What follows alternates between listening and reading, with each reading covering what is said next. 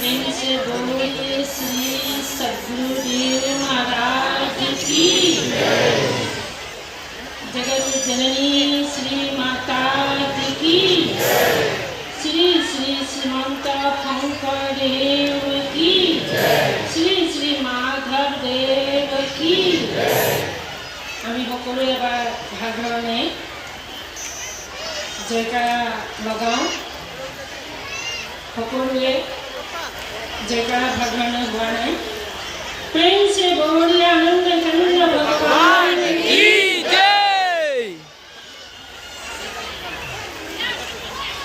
बाहिर भीतर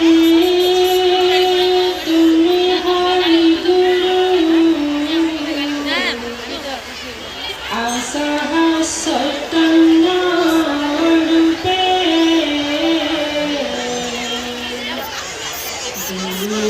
कहमती तुम्हें बिनगती नहीं के कलुषा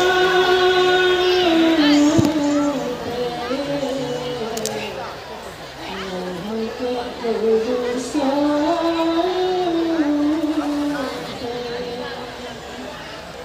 प्रेम से बोलिए आनंद कंद भगवान की परम पिता परमात्मा उपस्थित श्री गुरु महाराज जी সকলো দিব্য কৰিলা আৰু আজি এই sulun নগৰত কালিৰ পৰা সদ্ভাৱনা সন্মিলন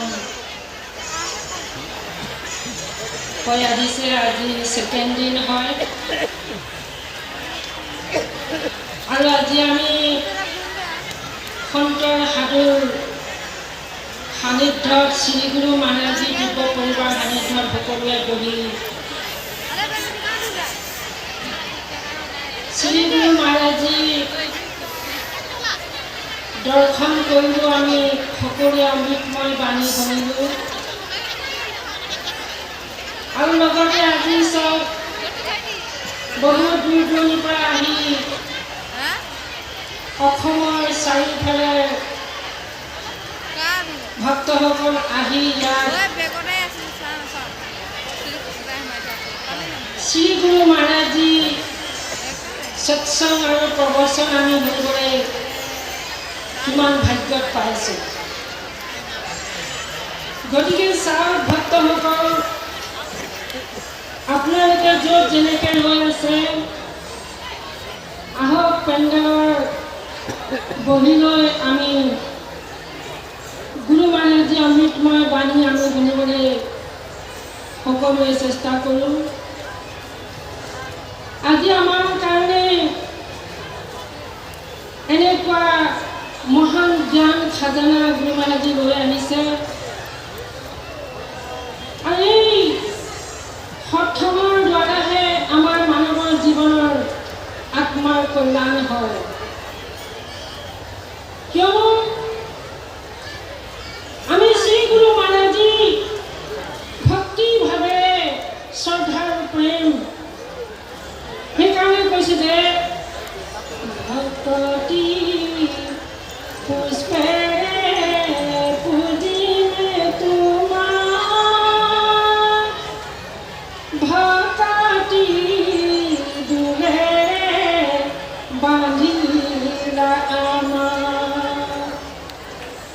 दिया पदार्थ ठार गुरु जान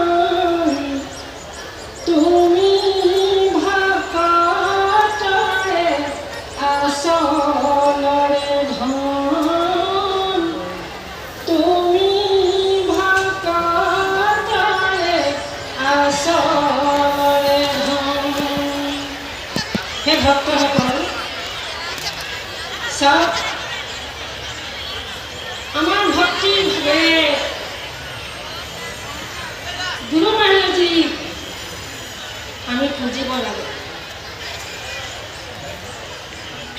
ভকতি জুড়ে বাঁধিলা আমার আজি ধুনীয়াকৈ বান্ধিবলৈ আজি আমি এখন ঘৰত এটা পৰিবাৰৰ মাজত গৃহস্থীৰ মাজত আমি অকণমানহে আমাৰ সম্বন্ধ থাকে। আজি গুৰু মহাৰাজে আমাক এনেকুৱা এটা সম্বন্ধ বনাই দিলে গোটেই বিশ্বৰ মানুহৰ লগত আমাৰ জীৱনৰ কল্যাণৰ কাৰণে। চাওঁ কিমান ধুনীয়া এটা আমাৰ সম্বন্ধ নিজৰ আত্মাৰ সম্বন্ধ বনাই দিলে। আজি এইটোকে কৈছে যে ভকতি যোগেৰে বান্ধিলা আমাক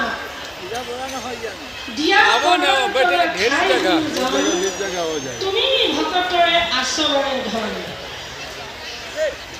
আমাক তেখেতৰ চৰণত আজি আমাক থাকিবৰ কাৰণে ঠাই দিলে আৰু এই ঠাই ভক্তিৰ ভাৱে আমি সকলোৱে আমাৰ নিজৰ জীৱনত কল্যাণ কৰিবৰ কাৰণে নাজানো আমি আজি ক'ত আছিলোঁ। আজি গুৰুজনে আমাক কোনোবাই লৈ আহিলে আৰু আনি আমাক এনেকুৱা এডোখৰ ঠাই দিলে য'ত নেকি আজি sulun দেখিছে আপোনালোকে। এই sulun নগৰত যি নেকি আমাৰ মহাপুৰুষ শংকৰদেৱে এই sulunৰ ৰাস্তাইদি তেওঁ ওচৰতে আমাৰ ব্ৰহ্মপুত্ৰ আছে আৰু এই ব্ৰহ্মপুত্ৰৰ ফালে পাৰ হৈ কলগছৰ নাও বনাই কলগছৰ ঘৰ বনাই তেখেতে পাৰ হৈ গ'ল। তেখেত শংকৰদেৱ কিমান দয়ালু কৈছে মহাপুৰুষৰ কিমান ভক্তৰ প্ৰতি কিমান ধুনীয়া শ্ৰদ্ধাৰ প্ৰেম ভক্তি। আকৌ গুৰুজনাই কি কৰিছে তেওঁ গৈ আকৌ বাৰাণসীৰ পৰা ধুনীয়াকৈ নাম ঘোষা কীৰ্তন ঘোষা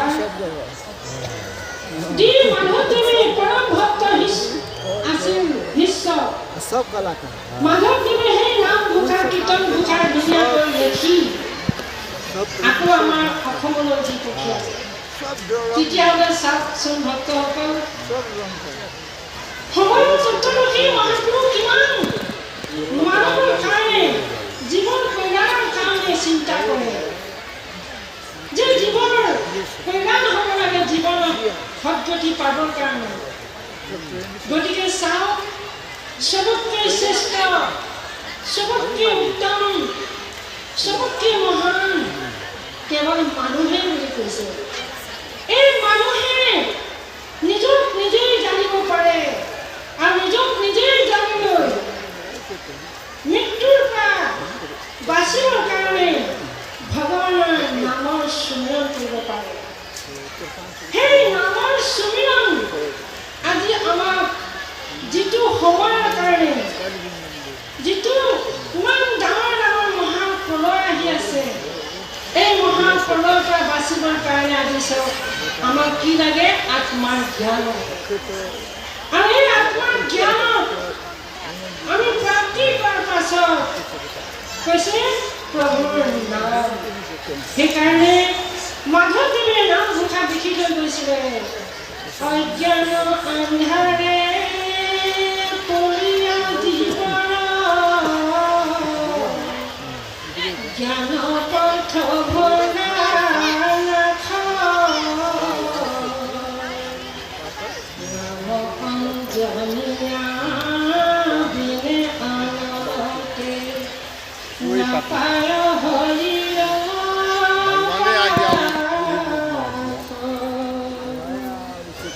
ভক্তসকল আজি অজ্ঞান আন্ধাৰত কিমান জীৱন অন্ধকাৰত পৰি আছে আৰু তেওঁলোকে সেই জ্ঞানৰ পোহৰ পথ নোপোৱাৰ কাৰণে আজি হাবাথুৰি খাই আছে। গতিকে মহাপুৰুষে কৈছে গুৰুজনাই কৈছে যে আহা এনেকুৱা এটা সৎসংগত আমি ভাগ লওঁ।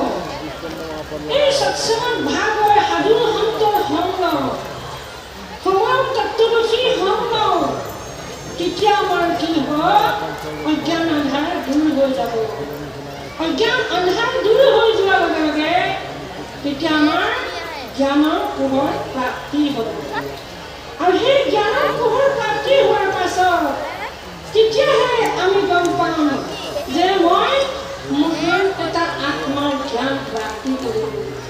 তো সেইকাৰণে আজি এই sulun নগৰত আজি মহান সৎসংগৰ সদ্ভাৱনা সন্মিলনৰ আজি দুদিনীয়া কাৰ্যসূচী। কিয় কাৰণে চাওক, আজি লকডাউনত যেতিয়া আমাৰ 3 বছৰ ধৰি আমি গুৰু মহাৰাজৰ দৰ্শন পোৱা নাছিলোঁ, গুৰু মহাৰাজৰ অভিপ্ৰায় বাণী আমি পোৱা নাছিলোঁ, কিন্তু আজি ইমানেই দয়া কৰিলে আজি 3 বছৰ পাৰ হৈ আজি 4 বছৰত সোমালে। আজি 4 বছৰত আমি তেখেতৰ দৰ্শন পাই আমাৰ মুখে আনন্দ হৈছে। তো এই গতিকে চাওক ভক্তসকল, আমাৰ মানৱৰ জীৱনত জানিবলগীয়া কি বস্তু আছে? জানিবলগীয়া পৃথিৱীত বহুত বস্তু আমি জানি পালোঁ, পৃথিৱীত বহুত জানিলোঁ, বহুত জেগাত ফুৰিলোঁ, বহুত জেগাত কাম কৰিলোঁ, কিন্তু চবতকৈ ডাঙৰ জানিবলগীয়া কি বস্তু থাকি গ'ল? কি বস্তুটো থাকি গ'ল জানিবৰ কাৰণে? কিন্তু সেইটোৱে হৈছে মানৱৰ জীৱনৰ উদ্দেশ্য থাকি গ'ল। এই মানৱৰ জীৱনৰ উদ্দেশ্য যিটো কৈছে যে ভগৱান শ্ৰীকৃষ্ণই অৰ্জুনক গীতাত ধুনীয়াকৈ লিখা আছে। ভগৱান শ্ৰীকৃষ্ণই অৰ্জুনক কি জ্ঞান দিছিলে? আত্মাৰ জ্ঞান দিছিলে। সেই জ্ঞানটোৱে হৈছে সকলো মানৱৰ ভিতৰত। আজি গুৰু মহাৰাজী কোনো জাতিক লৈ প্ৰদান কৰা নাই, কোনো জাতিক লৈ প্ৰচাৰ কৰা নাই। আজি কৈছে আমি সকলো মানৱ হয়। মানৱ সেৱাই যদি শ্ৰেষ্ঠ ধৰ্ম হয়, পৰম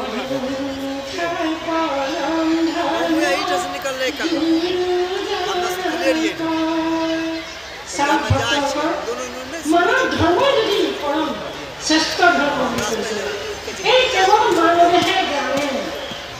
অহিংসাই পৰম ধৰ্ম গুৰুজনাই কৰে। গতিকে আহক এনেকুৱা এটা শ্ৰেষ্ঠ মানৱ জীৱন আজি সকলো জাতিতে আছে, মানৱ মাত্ৰই আছে বুলি কৈছে। সেইকাৰণে কৈছে মানৱৰ ধৰ্ম। এই মানৱ ধৰ্মৰ কি বস্তু? আমাৰ মানৱ ধৰ্মৰ সকলো লগতেই আছে। কিছুসকলে জানিছে আৰু কিছুসকলে জনা নাই। ইমানতে অকণমান পাৰ্থক্য আছে। কিছুসকলে জানি পাইছে মানৱৰ শ্ৰেষ্ঠ ধৰ্মটো আৰু কিছুসকলে জনা নাই।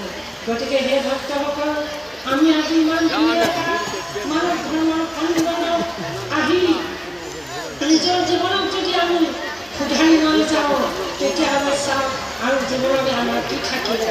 কিন্তু লৈ যোৱা ধনহে আমাৰ আমি আচল শিকাব লাগে।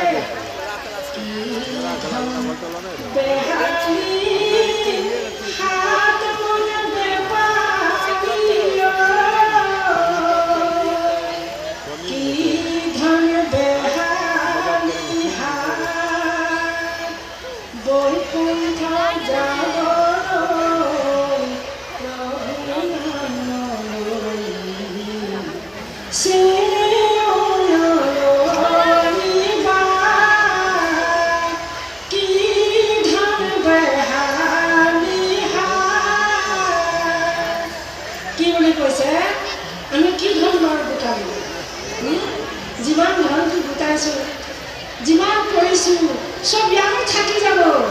আনকি নালাগে, মোৰ ভৰিটো লগত নাযায়। আমি কি ধন লৈ যাব লাগিব? যিটো কৈছে যে শংকৰদেৱে কৈছিলে যে নাম ধন। নাম ধন, নাম মানে কি বস্তু?